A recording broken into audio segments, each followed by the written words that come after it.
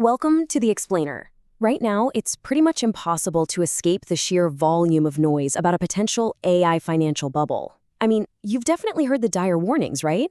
The anxious comparisons to the dot-com crash of the late 90s, the outright panic over the massive piles of cash being dropped on global data centers. But today, we're going to tune out that noise. Instead, we're looking exclusively at the hard data that researchers and market analysts are using to actually defend these massive investments. We're strictly focusing on the evidence from our source material, the bull case, which suggests that this unprecedented capital deployment might not just be rational, but honestly, entirely justified. Okay, let's dive into this. The core question on basically every major analyst's mind right now is simple, but it's profound. Are we in an AI bubble? Or is this time structurally different? And hey, it's a completely fair question to ask. Are we really doomed to repeat that spectacular crash from the late 90s?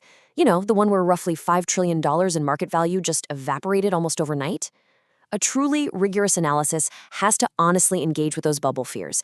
But as the research we're unpacking today outlines, there are some deeply compelling fundamental reasons why this current AI investment cycle might be way more durable and grounded than the historical tech bubbles we always try to compare it to.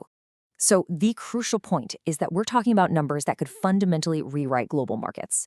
McKinsey estimates AI could add $2.6 to $4.4 trillion to the global economy.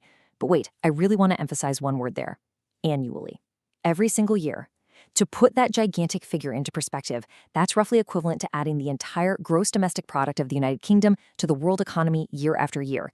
This isn't just a shiny new consumer gadget or some theoretical web concept. We are talking about a seismic economic driver.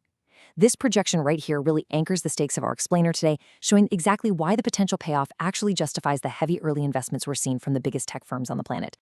All right, let's move right into our first major pillar of defense: proven enterprise value. The single most powerful argument in the bull case is that AI isn't just some hypothetical future promise, it's a present-day reality. To see what that means in practice, we just need to look at the active, large-scale enterprise deployments that are generating real value today. We'll fire off a few big ones. In software development, Microsoft's GitHub Copilot is actively writing and suggesting massive blocks of code for programmers in real time. Over in the medical field, clinical diagnostics are being radically transformed by companies like ADOC. Their AI systems are literally flagging anomalies in patient scans to help radiologists prioritize critical cases. And in the super complex world of drug discovery, companies like In Silico Medicine and Recursion Pharmaceuticals are mapping molecular structures at absolutely unprecedented speeds. These aren't beta test folks. They are active deployments shifting the bottom line for massive industries right now. Now, what's really interesting about this slide is the sheer scale of the efficiency gains across these deployments. We're looking at hard, undeniable return on investment.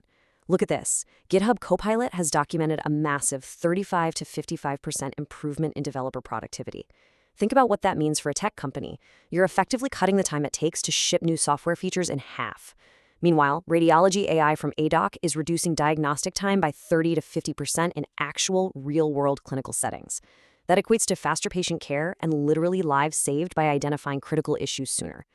Contrast this undeniable utility with the revenue-less internet startups of the late 90s. I mean, those guys often never generated a single dollar of profit. Today's AI is actively saving time, accelerating workflows, and creating massive, measurable value. Which brings us to our second major pillar, the financial fortress. To really grasp the bull case, we have to shift our focus away from the technology itself and look at the players. Who is actually funding this boom? Well, during the dot-com era, you had extremely fragile speculation-driven funding. It was mostly fueled by venture capital and retail speculators just chasing hype. Those early web companies faced massive existential funding pressure every single day. But today, the primary investors in the AI boom are highly sophisticated capital allocators. We're talking about Fortune 500 technology companies deploying their own internally generated cash flows. These organizations operate with incredibly rigorous internal hurdle rates. They aren't just throwing money blindly at a trend. Their continued multi-billion-dollar commitments signal a really strong internal conviction about long-term returns, even when they're navigating short-term market pressures. And to really hammer home how remarkably different the financial foundation is today, consider this massive number: $600 billion.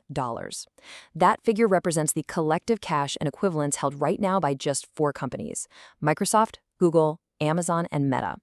This is exactly what financial analysts mean when they say fortress balance sheet. It's an almost unfathomable amount of liquid capital. Just to give you a sense of scale, that is enough liquid cash to buy several major Fortune 500 companies outright, in cash, with billions left over. So why does this staggering cash pile actually matter for the AI boom? As our source material explicitly notes, they can sustain multi-year investment cycles without the existential funding pressure that killed dot-com companies.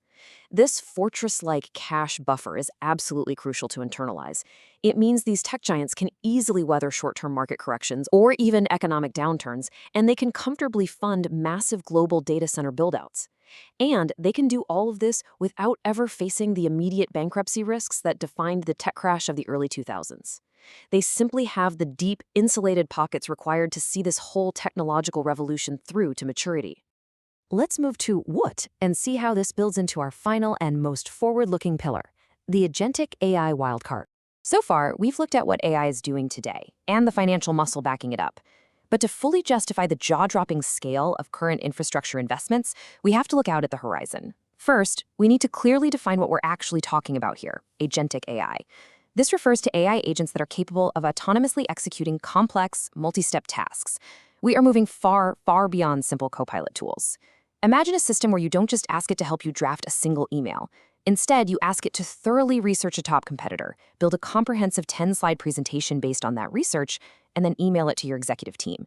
And the system just does all of that, autonomously, navigating different applications in the background while you go grab a cup of coffee. And this brilliantly illustrates why all this infrastructure spend is happening right now, today. The core thesis argues that this autonomous capability represents a monetization surface orders of magnitude larger than current Copilot-style tools. The hyperscalers, the big tech giants, they aren't just building data centers to power today's conversational chatbots. No, they are pouring concrete and laying fiber optic cables to build the foundational infrastructure required to capture this incoming exponential revenue opportunity. Think about it. If these companies wait until agentic AI is fully mature and universally adopted by businesses to start building the hardware to support it, they will have already lost the competitive race. Which leads us to a final thought to end this explainer. If AI agents unlock the next massive monetization surface, is today's infrastructure investment premature or prescient? When you combine the hard, demonstrated enterprise value we're already seeing in software and medicine with the staggering financial strength and cash reserves of these corporate investors, and then you add in this massive incoming wave of highly autonomous agents, well, the bull case becomes incredibly compelling. It definitely leaves us wondering if the current fears of an imminent bubble are perhaps missing the bigger picture entirely. Thank you for joining me for this deep dive into the data. Let that final question sit with you, and keep learning.